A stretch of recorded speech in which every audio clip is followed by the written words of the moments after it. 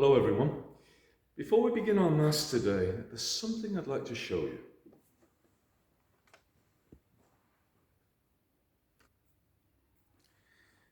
Peter Piper picked a peck of pickled peppers. If Peter Piper picked a peck of pickled peppers, where's the peck of pickled peppers Peter Piper picked?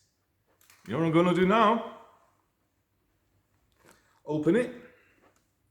One ear, then the other ear.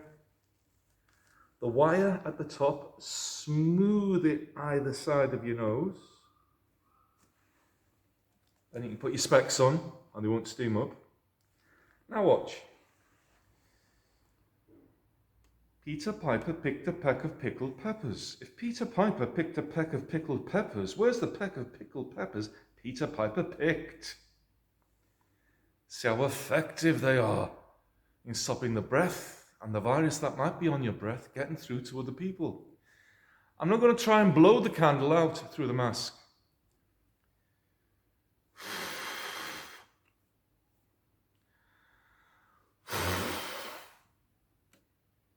You see how effective they are and how important it is to wear them. Now, I've seen some people, and it's understandable, but it's not really on, are wearing their masks under their nose so they can breathe. But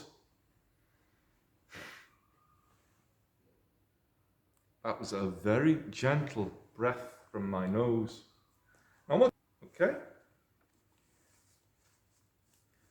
Now I'm going to breathe in really strongly.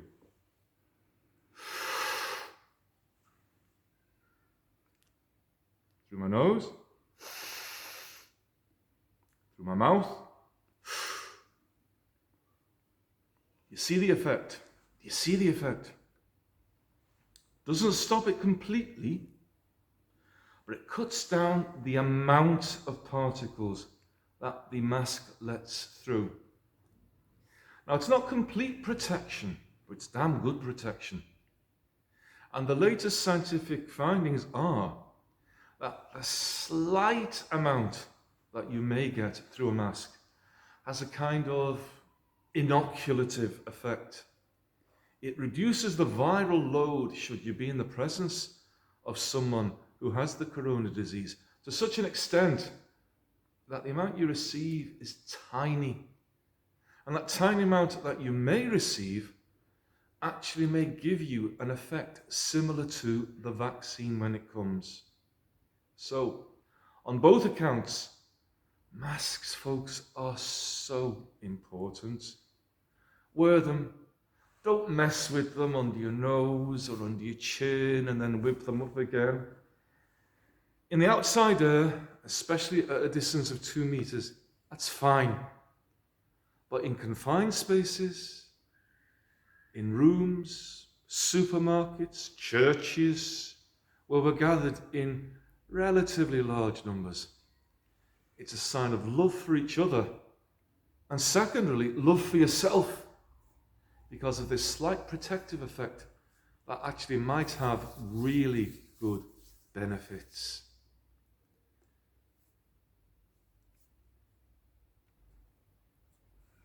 Now, I'm taking my mask off because Tony, our cameraman, who makes these videos possible, is at a distance of 2 meters from me, so I can show you my lovely face. The 2 meter rule. I've noticed in society generally, because we've been doing this for so long, and we're all getting so fed up, without meaning to, we can be getting a bit lax.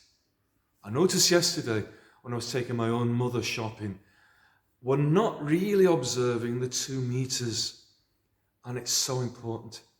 It's by these simple measures that the virus will be defeated. Remember the 6 foot.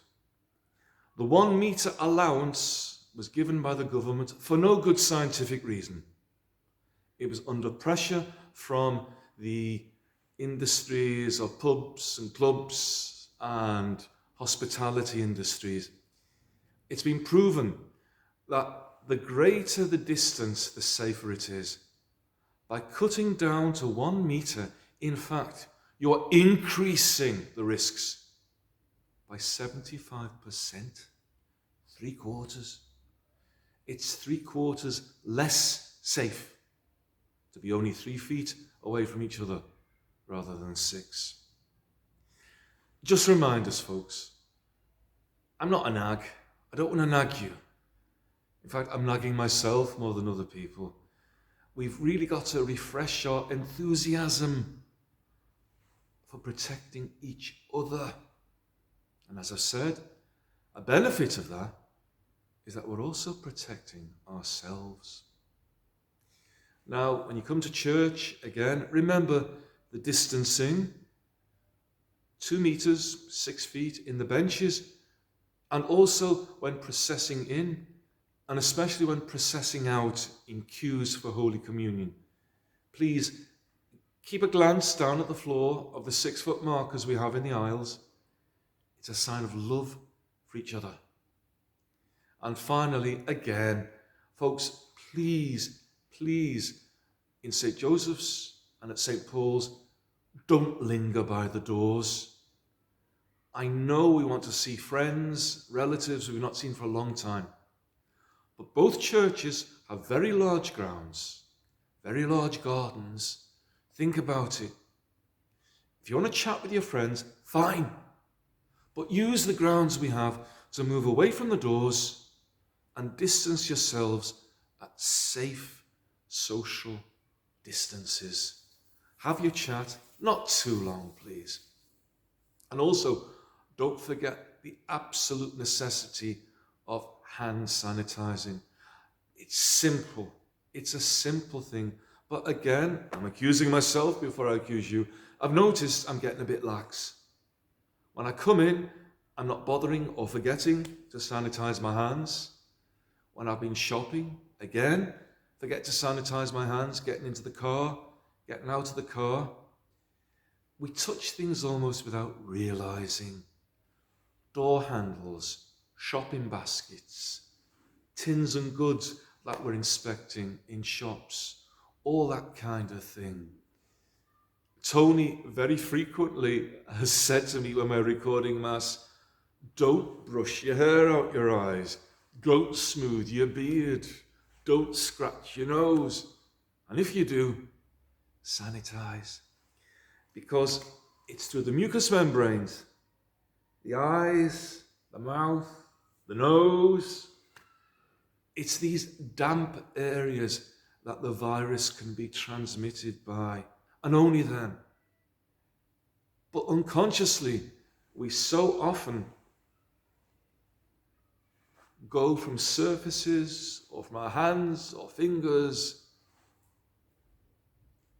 to the mucous membranes. If we can discipline ourselves for the next 6 months, the effect it will have on defeating this corona will be dramatic. Now, all these hints and the demonstration with the candle, I owe to Dr. John Campbell's site on YouTube. Really recommend him. This man knows his stuff. Everything he presents is in a very engaging, very understandable manner. He gives a meaty talk every day for about 20-25 minutes.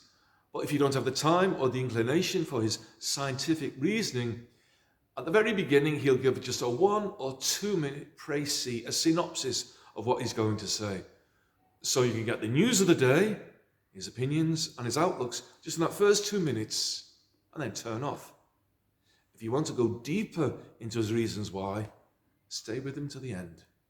He's helped many, many people through this past 6 months. So, God bless, and let's love each other in a practical way.